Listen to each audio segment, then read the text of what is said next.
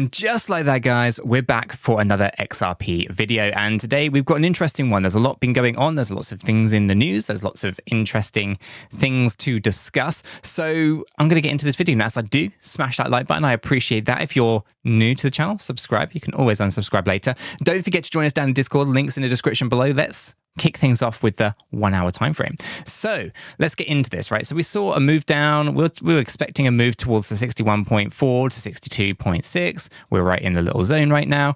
So that's all good. Nothing unusual there. We are in a bullish structure. I'm expecting break to the upside from this range. So we are oversold. We don't need to continue going down all too much further, I don't think. But we're going to go ahead and do some sense checks here because I think it's important that we measure all of this, right? We are 1.618, and this is potentially fifth. So what we're going to do from an Elliott wave theory point of view, to take this to a 15-minute, just want to see the internal structure here. And this is actually looking not so good, but we can reflect. Okay, so let's go ahead and take a look, right? So what we've got going on, we have this move here. We can go one, that's got to be, it's a 335 actually. So that's not too bad. But the thing is, we've got a 5-wave count here. 1, 2, 3, 4, and 5. That truncated down at the bottom there. This one here is also of interest to me. It looks like we are slipping down a little ways here in a way that is, how do I articulate? It is a 5-wave pattern, but I want to be sure that this could just be a zigzag. Okay, so I want to probably take it to a 5-minute time frame just to kind of see what is going on. And this one here looks actually quite complete at the end. So it looks like we may have just tapped out on the bottom there for now, possibly. Could come down a bit more if it needed to, not too much though. Yeah, I think I'm quite happy with that being towards the end. I'm not thinking it's an impulsive 5-wave structure from the top to the bottom. I think what's going on here is, although this is like a 1.618, I think we've got a 335 here, like so, and then we've corrected up, and then we've come down into a zigzag pattern. I think all of that here to a bounce. So let's go ahead back to our hourly chart. Let's get this mapped out. Okay, so I don't think there's too much concern. Concern, yes, but not too much concern. Okay, let's remove those, right? So what am I saying? I'm saying that we have a 3-wave pattern to here from here. Okay, so we have this entire measurement.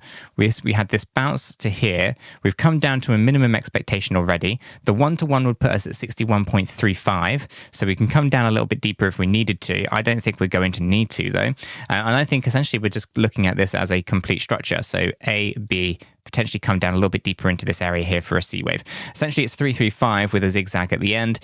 So yeah, I'm not too concerned. I think this is a nice healthy correction because we have this break up, we pull back down, we break back up again.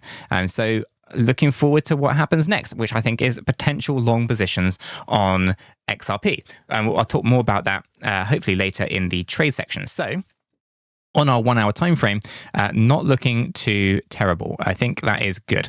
So let's take this up into a daily time frame.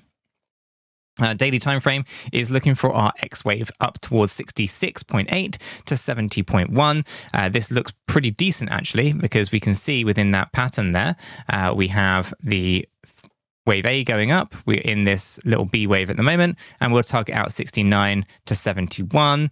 Slightly on the higher range. I don't think we'll hit the higher range though. Could be wrong. We'll see.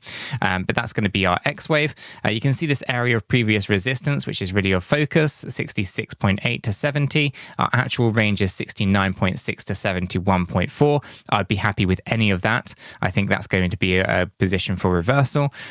We could probably tap into the higher range and get rejected there because it is also resistance right on that higher range. I've only taken into consideration these closed positions here rather than the closed positions up on this higher side. So very possible that actually, yes, that could be our reversal point right up at the top there. Ultimately, it's an X wave before we come on down because we are still looking for 53 to 58 cent. So we are going to look for a potential long position here on XRP. and then a break to the downside where we'll look for that 200 EMA. If I bring this back in, you can kind of see W, X, Y, X, and Z. The Z wave being more into this yellow box area between 53 and 58 cent, and that 58 to 53 cent will basically fall in line with our 200 EMA in my opinion, which will then get us more towards that kind of 52 at the moment, but I think this 200 EMA will lift up towards the 53, find good support, and then we're off again, because I do think we're going to be getting that bigger break to the upside on that larger time frame, which if I take us over into our larger time frame, we can see here that all this is doing is a nice healthy correction back down to previous consolidation, and then we'll continue our move upwards, where I'll then be looking at targeting out about the $1.30 as our next area of resistance, maybe 120 to 130. Yeah, I'd say 120 to 130. Be conservative. It's going to be approximately here, and I'll pull it across so you can see 121 to 141. Yeah, and that's right on the 50% fib level. So I'll be looking at that as the next potential break. It would basically be, all this here would be an A wave. We've moved down into a B wave and so forth, right? So that could be a while out though. We're talking months probably before we actually see that. So it's something to kind of keep in mind and to kind of focus on at some point. But for now, I think we have to really focus in on the hourly and the daily for those trading opportunities, and don't think we're going straight to like $1.20, $1.40. But I do see a route that gets us up there. It's just we have to kind of, how do I articulate this? Have to appreciate the time that it takes to go into this. We have to go through a very specific process where profits get taken, people come back in, and profits get taken again, and so forth. Rinse and repeat while we slowly work our way up. So yeah, I think that's probably going to be an interesting point for XRP up there in the coming months. Let's go ahead and bring up some data, because data is interesting, and have I got some interesting data today, as well as news, data and news. So XRP, on our membership website, linked in the description below, there's a free trial, 7-day free trial on all of the plans. There's a whole host of different things that we offer for members. One of these things that we offer is on-chain data and analysis. That is available in the mega pack down here. Included basically is full access to everything. In these packs, it's not included by default, but you can add it on at the checkout process. So if you wanted the $14.99 a month plan and you wanted the data, you can basically add this to cart and then add the data plan to it as well. It's much cheaper to do that than it is to buy this, for example. But you can have a look. The link's in the description below. I ramble. Let's go back over to the data zone. The data zone has XRP data. We go into the XRP data. We have XRP data. I've said that way too much, but there you go. So you have your overall stats. I'm not going to focus in on that today. Liquidations, they're interesting at 4.2 million. Binance is at the top spot, Bybit second, OKX is third, Huobi is fourth. All that is interesting. I want to focus on wallets today. And wallets specifically is the 1 million or more. Okay, 1 million or more XRP per wallet. There are 2,121 wallets that have more than 1 million XRP in them. And in the last 7 days, it is down 0.19%. In the last 30 days, it is down it's actually up 0.19% in 7 days. It is down 0.42% in the last 30 days. Other than that, everything else is up, right? It's up 13% in the last year. It's up 3.3% in the last 180 days. It's up 0.47% in the last 90 days. Now, why am I talking about this? It's because of misdirection, right? It's look over here, don't pay attention to what's happening this side. And what I'm talking about is this particular article in the news. Massive XRP whale dumps 100 million tokens. What is he buying? Trade curves see 200% growth. This isn't really about XRP, and I do not believe this is factual. I could be wrong. Maybe there's someone who dumped 100 million tokens, but if they did, it was easily absorbed by other players, because I can't see it within the data that we've had a massive dump within that 1 million XRP wallet area, right? And so our data here was updated for yesterday, so it's as accurate as it can be, because I do not have today's data because today is still running. I have yesterday's data, and I cannot see any major dumps in wallets that have over 1 million XRP in them, right? And so this article is very much, look, XRP's trending, XRP's in the news, this bad thing happened. But look, this is what's being bought, right? It's the kind of misdirection and trying to kind of create something out of nothing. I do not believe in this. I do not think that this is necessarily what is actually unfolding here. Now, if someone has dumped 100 million XRP tokens on the market, okay, then where did they go? Okay, that's the question, that the first thing that jumps to mind. Okay, well, if 100 million entered the market, okay, and I can't see it here, was it then just distributed amongst other 1 million XRP wallets, or wallet growth that maybe happened in some of these other areas? And I don't see growth here at 100,000 XRP either in the last 7 days. Do I see it at the 10,000? I see minor changes. So it doesn't look like actually 100 million have entered the market anywhere, unless of course it was always on an exchange. If it was 100 million XRP token that was on an exchange, I wouldn't have visibility on that. I only have visibility on wallets that are not on the exchanges. And so maybe 100 million did enter the market, but it was unnoticeable because it was actually just on an exchange in the first place. But I don't know. It's an interesting one. It cropped up. I saw 100 million. I was like, wow, that must have a pretty big dent in the wallet counts. And yet I don't see it. So it is what it is. I found it interesting, and I thought, well, I should probably kind of, put some of those fears to ease, because it looks perfectly fine to me. I don't see what's going on. Moving over, though, there are some other interesting things that have cropped up in the news, right? Ripple CTO comments on the SEC's list of crypto securities, but XRP is not on it. And there's some interesting things in here.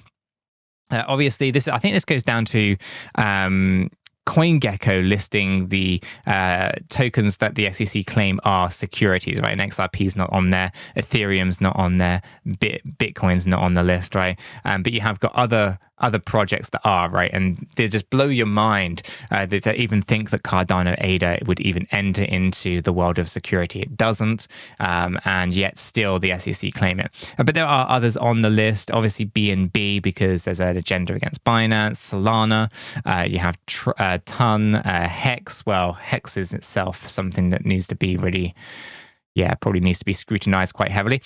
Luna, TRX, and so forth, right? So basically, I think the SEC are overstretching on many. Some probably are just, and others are just probably way off, right? Now, what's really interesting is at the bottom here, the SEC is basically considering taking revenge on Ripple. So basically, this comes to how the judge said that secondary sales of XRP or exchange-based sales of XRP are not securities. Institutional sales probably are, and that's why it's going to court next year, Q2 at the earliest, and so forth. And so what you find is that the SEC are basically looking to maybe appeal this, because another judge on the Do Kwon and Luna kind of side of things is basically going against Judge Torres, basically saying that actually, they are securities. So they're probably going to try to appeal it. I think the judges need to bash their heads together and actually figure out these things, because it's really quite logical rather than illogical, as some of the cases may be. But for the most part, I found it quite interesting. Obviously, XRP is not on the list for the obvious reasons that the judge said it's not a security on the secondary market. And then you've of course got that other stuff kind of bubbling in the background. Now, we do see Gemini expressing excitement for XRP, and I think many exchanges are, excited over the prospect of XRP.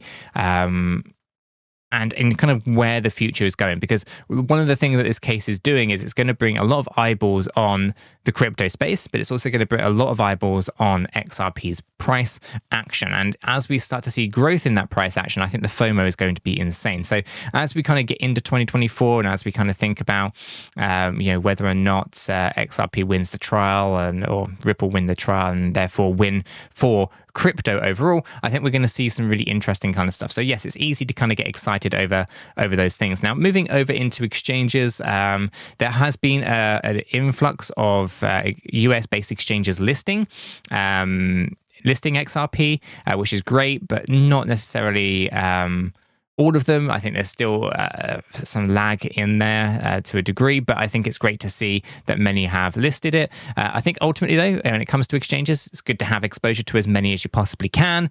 It's important that we do have a good understanding of how each platform works. Now, as you guys know, 𝗕𝗘𝗪 is my go-to platform. They have XRP on spot and on leverage, and I signed up to 𝗕𝗘𝗪 in the same way that I signed up to Bybit, Coinbase, Binance, KuCoin, Gate.io, and so many others, right? And I sign up to these exchanges and I figure out how they work. I put money on, I take money off, and I basically learn how to use each individual platform, how the pitfalls and the pros, the cons, all those things. And in doing so, I set myself up for success later. And what I found is that 𝗕𝗘𝗪 is my go-to platform because it's actually really easy to use. It's intuitive, and it's just got pretty much everything that I need right now. And so 𝗕𝗘𝗪 has become my go-to platform, and I think it will become your go-to platform as well. If you haven't already checked it out, the link for this is in the description below. If you do use that affiliate link in the description, you will be eligible for up to $8,000 of rewards, depending on how much you deposit and trade on the platform. Now, obviously, trading leverage does come with risks, and make sure you know what you're doing and all that kind of wonderful stuff. If it's consult a financial advisor, if you have access to one. I'm not a financial advisor, so I can't give you financial advice. All I can tell you is kind of how I approach things, how I do things, and how I understand the data in the charts and all that kind of stuff. From an exchange point of view, I use 𝗕𝗘𝗪 as my go-to platform. 100% of my leverage positions are done there. 90 to 95% of my spot positions are done there, but that's not the only exchange I use. I sign up to as many as I possibly can. So you'll find many different links in the description down below. 𝗕𝗘𝗪's in there. I think Bybit's in there, Binance, and so forth. More down in the Discord server. So you might want to head to the Discord, go into there and find everything as well. Sign up to these platforms, use them, and you won't be disappointed, in my opinion anyway, because I think some of these platforms are really easy to use. They're intuitive, and actually they're quite cost effective depending on the platform that you're using. Take Coinbase, for example. There's actually hidden functions in Coinbase that make it a lot cheaper, such as what there was called Coinbase Pro is now called Advanced Trade within Coinbase. If you're not doing Advanced Trade, then you're basically paying way over the odds on transaction fees and so forth. So get to know the platforms, understand the platforms, and why not check out 𝗕𝗘𝗪, guys, because as I say, I'm really impressed with the platform. Check it out, linked in the description below. Moving over to trades, right? Because we did speak about trading opportunities. Now, we saw that our members have been smashing out the trades recently, doing some really good stuff. Yesterday, we saw some Shiba Inu wins, and we saw a little joke here on VeChain as well. But if I go ahead and see if I can find the right button for this, because I didn't plan ahead accordingly. There we go. What I'm going to do is I'm going to kind of give you all my thoughts and ideas here on the XRP, because I think we've got long positions available to us here. Now, if we were to go long on XRP, what I would do is I probably would be thinking our market entry is not actually too bad. So I'll put my stop loss down below this swing low here. Okay, and I would be targeting out a slightly higher range, and I think we're going to be targeting out a lot higher. So let me actually bring this to our daily time frame. We're looking for a move up towards the 69 to 71. Okay, so we can see here we could get a pretty decent trade. I'll put it on the 69. Right around here, and you can see the risk reward ratio being 288, right? So if I were to trade this is how I would be looking at it. I'd probably actually give my stop loss a bit of a berth as well. I don't know if I could get away with putting it down here on this swing low. I could, because the risk reward ratio is there, and so that allows us to kind of keep a nice wide berth to this one. We could snipe it if we wanted to, but it does increase our risk a little bit of crazy wicks just wicking you out. But this swing low down here, I would not expect this to get broken. It would actually break our bullish structure if we did, right? So if I were to trade this with XRP, which is something that I don't like to trade because the volatility can sometimes be a little bit too much. But for the most part, if I were to trade it, that's kind of how I'd approach it, right? I'd look for market entry around 62 cent. I would then, or 62 cent or lower, I'd put my stop loss around 59 cent, and I would then put my take profit at 69, right? So we can see that good growth potential. Now, I wouldn't go crazy with the leverage on this either. I would be looking at probably 10, possibly a 15x leverage. I wouldn't want to do more than that. And yeah, I'd basically looking to trade this one in a long position before then reversing this and going short and taking this all the way back down again, because I do think there's going to be a significant move to the downside, and I would probably put that much higher up there as well, and we'll be targeting out down towards 55 cents. I think that would be a great way to trade both the long and the short on XRP. But that's my thoughts on it, and that's kind of where I think I'm going to wrap this video up. If you found this useful and informative, smash that like button. I do appreciate that. If you are new to the channel, subscribe, tap the bell, select all the notifications, and in doing so, you will be kept up to date with everything that we do here at Cheeky Crypto. If you haven't yet joined us in Discord, what you're waiting for, check it out. The link for that is in the description down below. Until the next one though, guys, have a fantastic day.